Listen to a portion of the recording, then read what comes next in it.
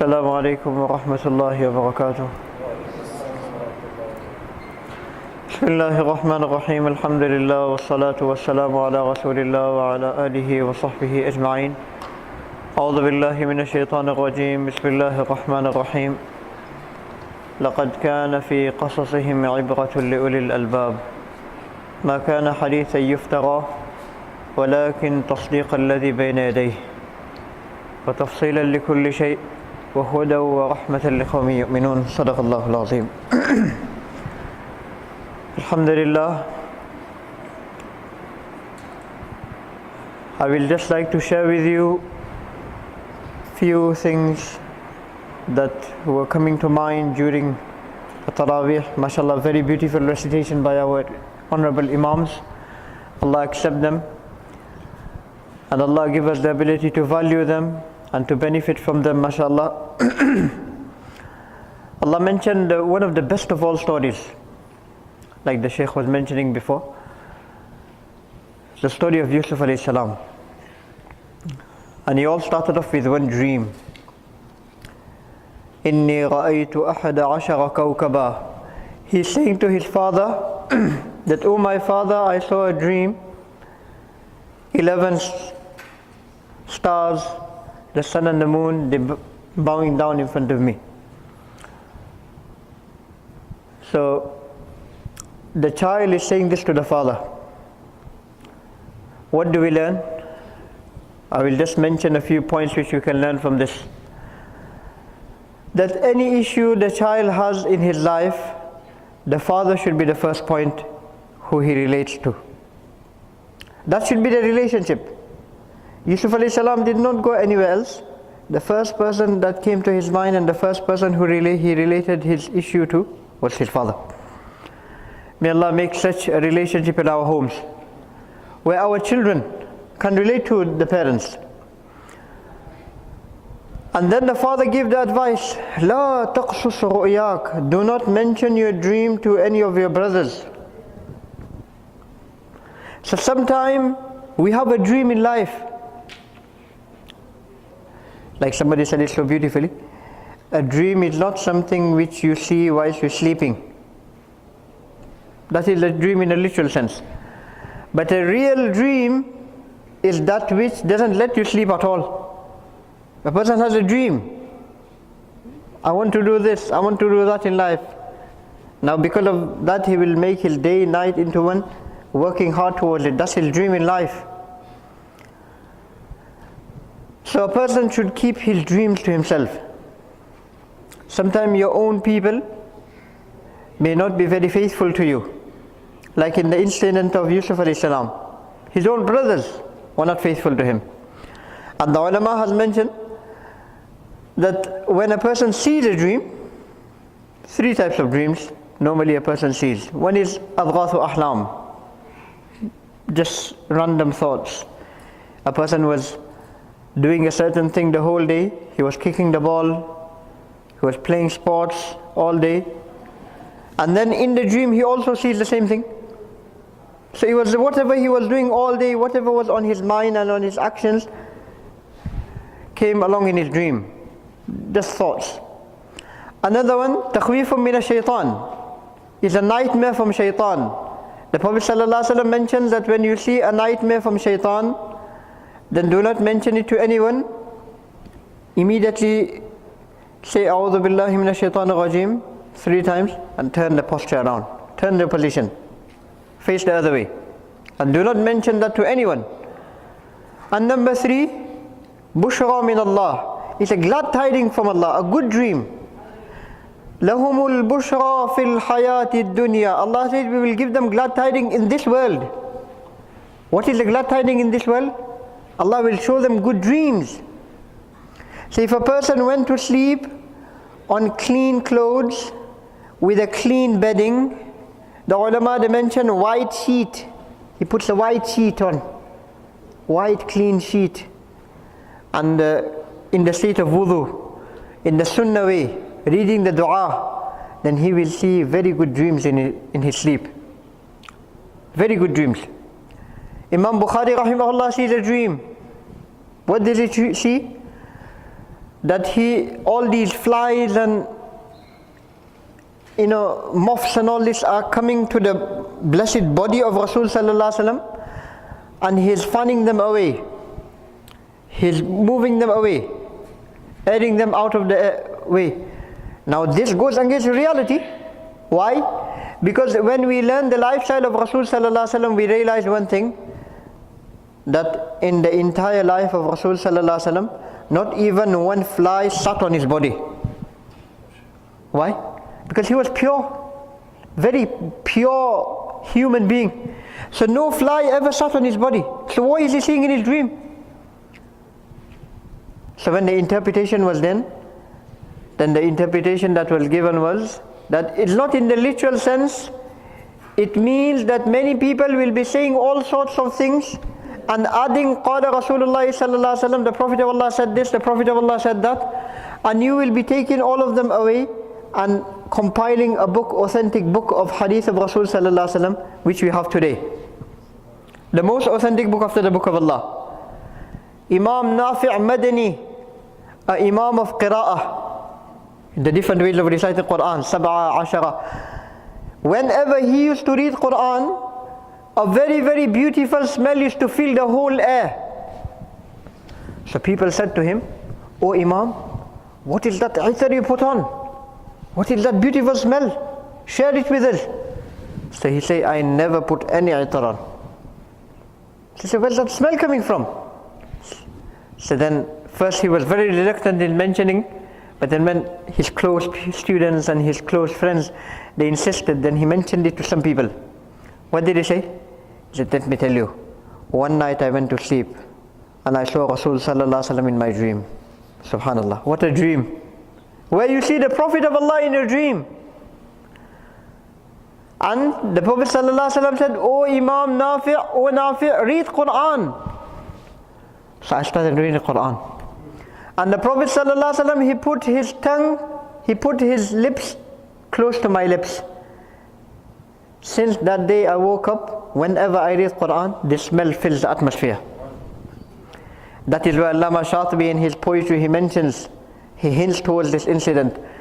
فَأَمَّا الْكَرِيمُ السِّرِّ فِي الطِّيبِ نَافِعُهُ فَأَمَّا الْكَرِيمُ السِّرِّ فِي الطِّيبِ نَافِعُهُ فَذَاكَ الَّذِي اخْتَاغَ الْمَدِينَةَ مَنْزِلًا.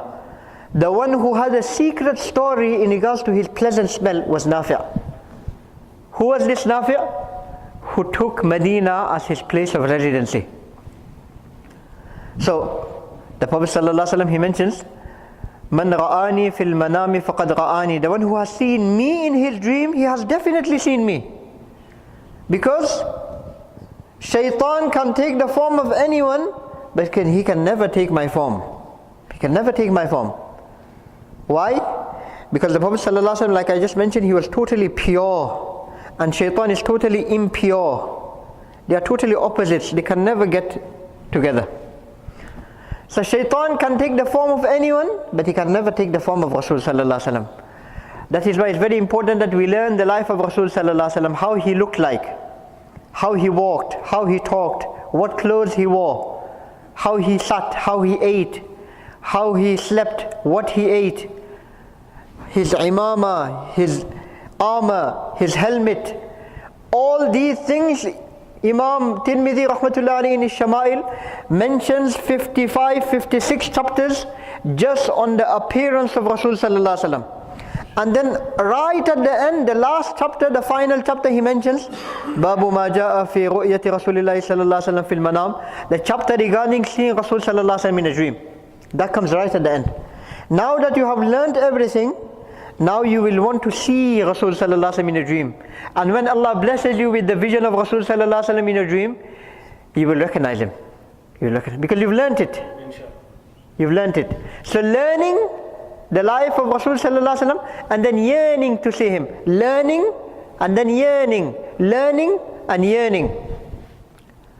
A person, he came to Imam Abdullah ibn Abbas radiyallahu anhu and he said, "I have seen the Prophet of Allah in my dream." So he said, "Tell me the description of the person you saw in your dream." So he said, "He looked like this, his hair was like this, his eye color was like this, his beard was like this." He said, "Yes, that was Rasul sallallahu alaihi wasallam." Another person, he came, he said, I have seen the Prophet of Allah in my dream. He said, describe me. So he described, he said, no, that is not Rasul sallallahu alaihi wasallam who you saw.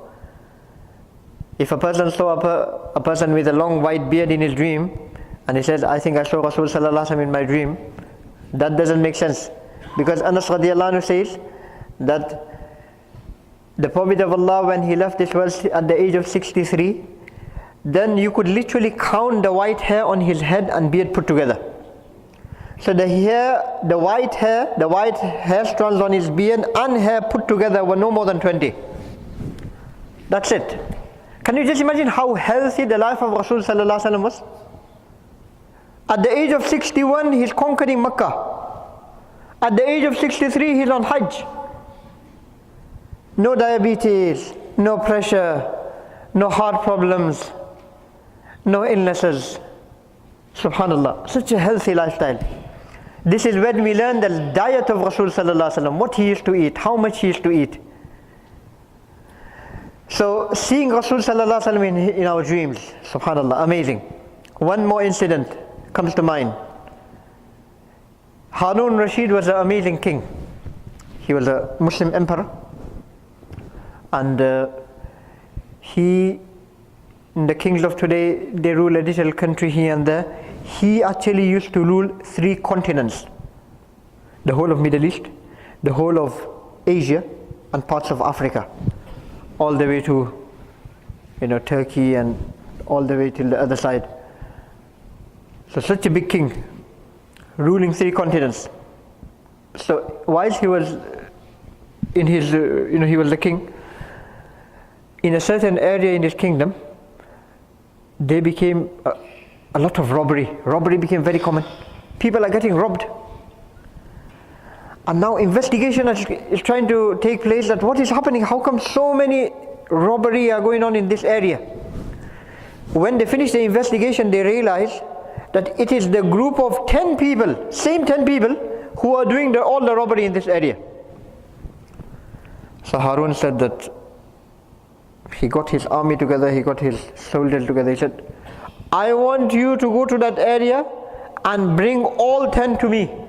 I want to see all 10 in front of me. So they all go. They try to locate the robbers. They find out the whereabouts of them, and they arrest all of them. As they are arresting them and trying to bring them, one of them escapes. One of them runs away. So now they end up with 9. So now they start thinking that if we go back to our king Harun with 9, and he finds out that we let one of them go, one of them run away, then we may lose our job. That you couldn't do your job properly. You couldn't even look after one of them. So we need to somehow get 10 people in front of him. So now there was just some random farmer doing some farming in his farm, cleaning or something. They arrested him and brought him as well. Now he has no idea what is happening. He's thinking, why am I getting arrested? He said, no, you are getting arrested. Because they just had to fill in the number 10. So he just filled.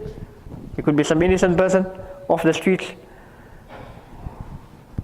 So now they brought all 10 of them in front of Harun. Now Harun, he told all of them that you guys are all robbers, and this is your sentence, and you will be imprisoned for so many times, and then your family will have to come and pay up the penalty and the fine and everything, and then bail you out. So now that 10th person, he has no idea what is happening. So he's saying, I haven't robbed anything, I haven't done anything. But that is what all the robbers say. So he thinks maybe this is just a normal robber saying the same thing as well, making excuses. So he put him in the prison as well. Now the others were professional robbers. They used to rob and then they used to go back into the prison, and then they used to go back out, and they used to get bail out and go back in. That was their life.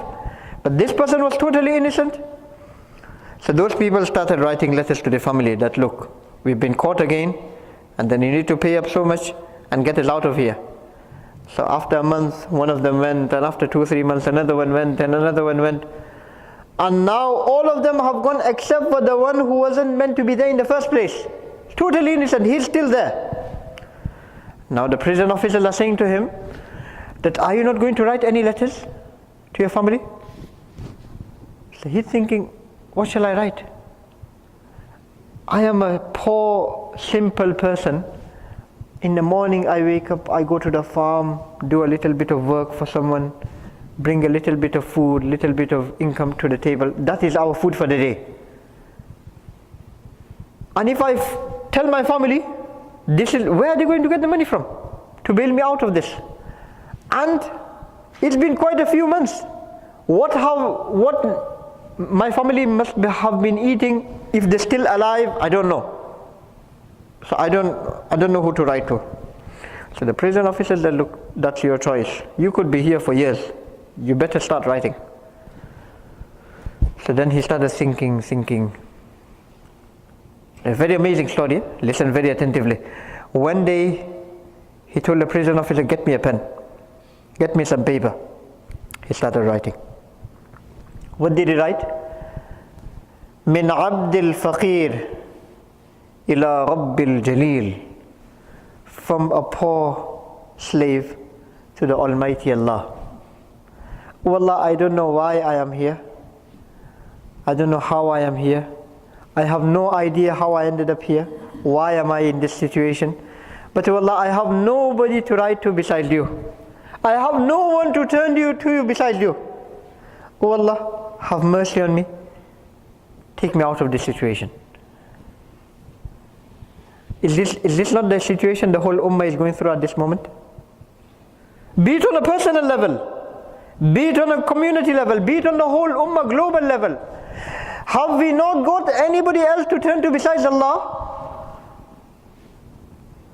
But when a person is sincere in that begging, then Allah also,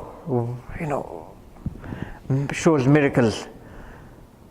And then he finished the letter, he wrapped it, and he told the prison officer, just go outside the prison. Wherever the wind is blowing, just let it go. So the prison officer started laughing. He said, you don't seem to be right in the head. But anyway, he said, you do it. Just do what I tell you to do. So the prison officer did it. Harun, the king of the time, the ruler over 3 continents, he's taking an afternoon nap in his kingdom. And Rasul sallallahu alaihi wasallam comes in his dream. And he says, Harun, you are sleeping? Harun, you are sleeping. Wake up right now. Go to the prison. Don't send anybody else. You go yourself. Go to the prison. Go to that person's cell, that innocent ummati of mine. He's suffering in that prison for days. Take him out of there. Ask forgiveness from him. Make him happy. Give him gifts. Compensate him for the trouble you have given him for days. If you will not do this yourself, I will never intercede for you on the day of Qiyamah. Harun, he lost his sleep. Immediately he gets up. Immediately he hurries towards the prison. All the ministers, all the armies, they're all around. No, what's happened? No, I need to get there. And he makes his way all the way to the prison. Asks forgiveness from that person. Takes him out of there. Showers him with blessings, gold, silver. Sends him to his family. Builds a house for him. Now that person doesn't need to work for the rest of his life. If he hadn't gone through this situation, if that person hadn't gone through this situation, do you think he would be living in a mansion with all the blessings which he doesn't need to work for the rest of his life? Do you think he would be in that position? He had to go through some difficulty in order to be where he became afterwards. The ummah is going through a problem today. We are saying, where is the help of Allah?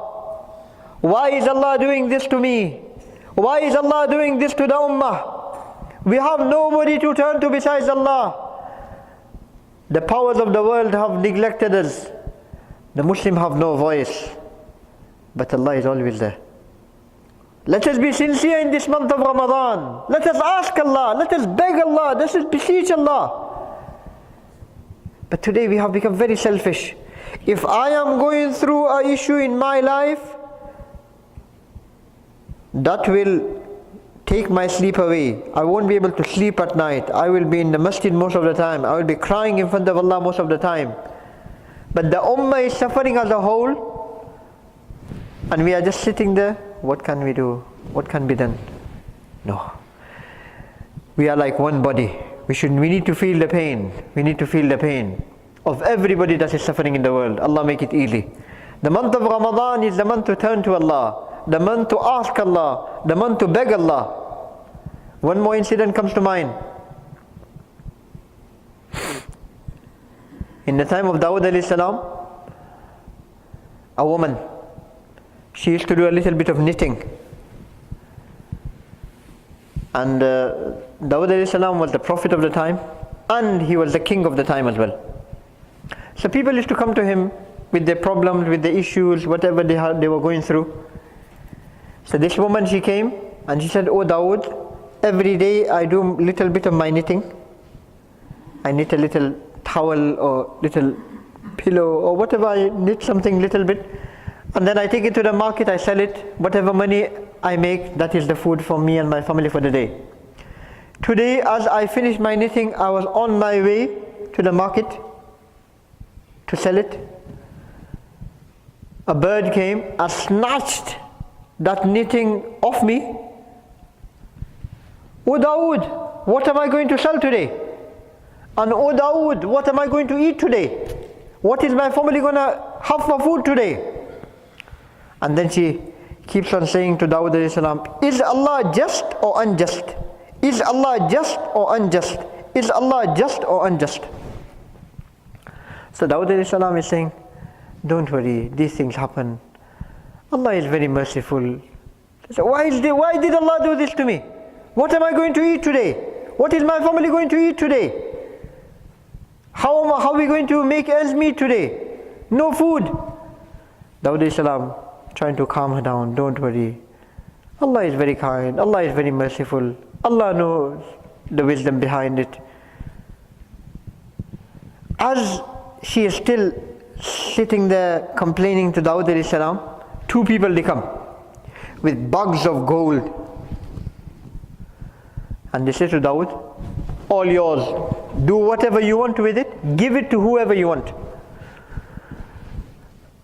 And then they're about to go away. Dawud alayhi salam said, Wait. First tell me the story behind this. What is happening? What's all this gold doing here? She said, "Oh Dawud, we were on a business trip in the ship. And we had a shipwreck. Our boat was about to sink. And then we made dua to Allah, "Oh Allah, if you take us out of this situation, all our income we will donate it in your path. All our income." So just then a bird came and dropped a piece of knitting. Dropped a piece of cloth, which was just about enough to cover the part which was wrecked from our ship. So we quickly covered it and we got saved. We came to the seashore, and this is the promise we made to Allah. Dawud alayhi salam told the woman, "All this is yours. Now you tell me, is Allah just or unjust? Now you tell me, is Allah just or unjust? Allah took your piece of knitting away, and Allah gave you so much more in return. Allah gives, never takes. If Allah takes, it is a sign that Allah wants to give you more. If Allah has taken something away from me and you, from the ummah, it is a sign that Allah wants to bless us with more. But we need to have that faith. We need to have that patience. We know many incidents where people, they had problems in their life, they lost their jobs, they lost their families. They had to go through problems for a few months or for a year or two. But they enjoyed it, they were patient, they were not complaining, they had faith in Allah that no, Allah knows what Allah is doing to me. I'm still going to ask Allah, I'm not going to give up. Allah knows my situation more than anybody else. And Allah knows what is best for me. After a few months or after a year or two, Allah gave them much better job, much better family. But we need to have that faith. إِنَّهُ مَن يَتَّقِ وَيَصْبِرْ. What did we hear in the story of Yusuf alayhi salam today? The one who has taqwa and the one who does sabr. Ramadan is the month of taqwa. Ramadan is the month of sabr. يا أيها الذين آمنوا كتب عليكم الصيام كما كتب على الذين من قبلكم. Why? لعلكم تتقون. لعلكم تتقون. لعلكم تتقون. Allah is ordering us to fast for 29 days, 30 days. Why? To create that taqwa in us. Allah is telling us to stand in Taraweeh despite the fasting all day in the heat. Sabr. The Prophet ﷺ says, Ramadan wa huwa shahru sabr. It is the month of sabr. Wa thawabuhu al-jannah. The reward of sabr is Jannah. Many people, they protect themselves in Ramadan. Say, look brother, I'm not going to say anything to you. After Ramadan, I'll show you. After Ramadan, I will show you. It's Ramadan, I'm not going to say anything.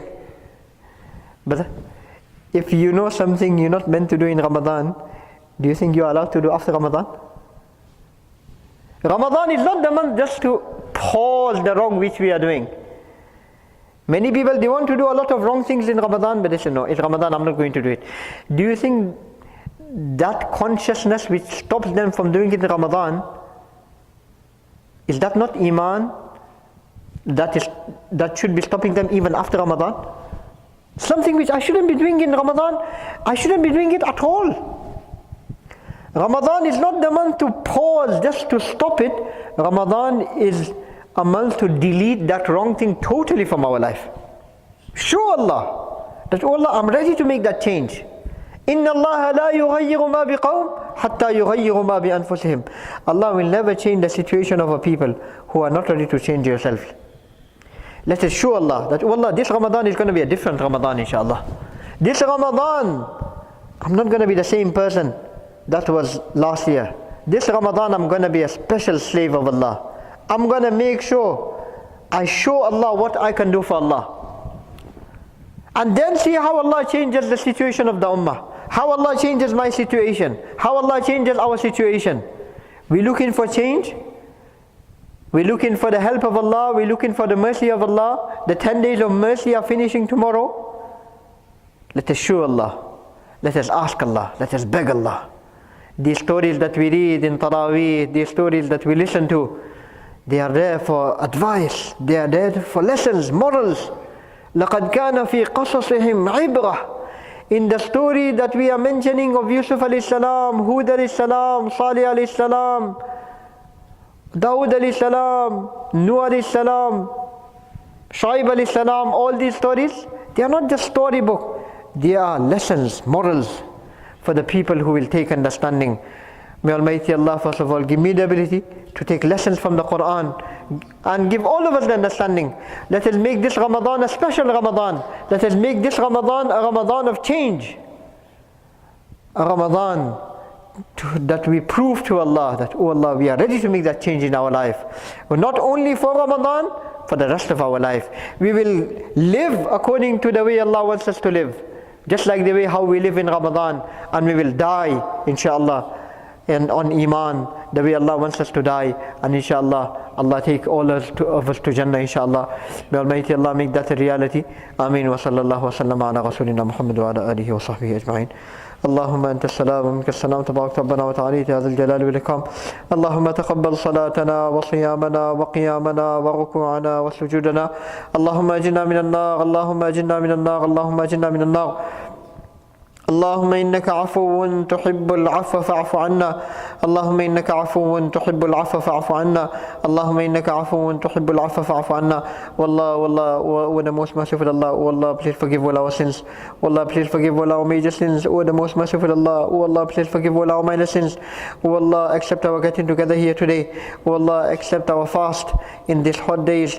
Oh Allah, accept our Taraweeh. Oh Allah, accept the charity that we give. Oh Allah, accept all the good deeds that we are doing in this month of Ramadan. O Allah, make us your beloved. O Allah, give us your true love. O Allah, bless us with your true love in this month of Ramadan. O Allah, make this Ramadan a Ramadan of change for ourselves and for the change for the whole ummah. O Allah, we beg you, O Allah, on this blessed night of Ramadan. O Allah, this blessed moments. O Allah, have mercy on the situation of the whole Muslim ummah. O Allah, come to the rescue of the ummah of Rasul sallallahu alaihi wasallam. Ya Rabba Muhammad, unsur ummat Muhammadin sallallahu alaihi wasallam. Ya Rabba Muhammad, unsur ummat Muhammadin sallallahu alaihi wasallam. Ya Rabba Muhammad, unsur ummat Muhammadin sallallahu alaihi wasallam. O Allah, all those that are ill, O Allah, cure them. O Allah, any person in any type of difficulty, O Allah, please take away the difficulty. O Allah, any person in any type of debt, O Allah, please pay the debt off. O Allah, all the little orphan children, O Allah, become the best guardian for them. O Allah, all those without clothing, O Allah, clothe them. O Allah, all those without food, O Allah, feed them. O Allah, all those without shelter, O Allah, shelter them. O Allah, all those without iman, O Allah, grant them iman. O Allah, if you grant them iman, you will not lose anything. But O Allah, so many people will be saved from the fire of Jahannam. O Allah, grant guidance to all the non-Muslims. O Allah, make us live in this world with iman. O Allah, make us die with iman. O Allah, make us die with iman. O Allah, resurrect us of Qiyamah with iman. O Allah, please accept all our dua. Allahumma inna nas'aluka min khayri ma sa'alaka min nabiyyika Muhammadin sallallahu alaihi wasallam wa na'udhu bika min sharri ma sta'adha min nabiyyika Muhammadin sallallahu alaihi wasallam. Anta al-musta'an wa 'alayka al-balagh wa la hawla wa la quwwata illa billah. ربنا تقبل منا إنك أنت السميع العليم وتب علينا إنك أنت التواب الرحيم. سبحان ربك رب العزة عما يصفون والسلام على المرسلين.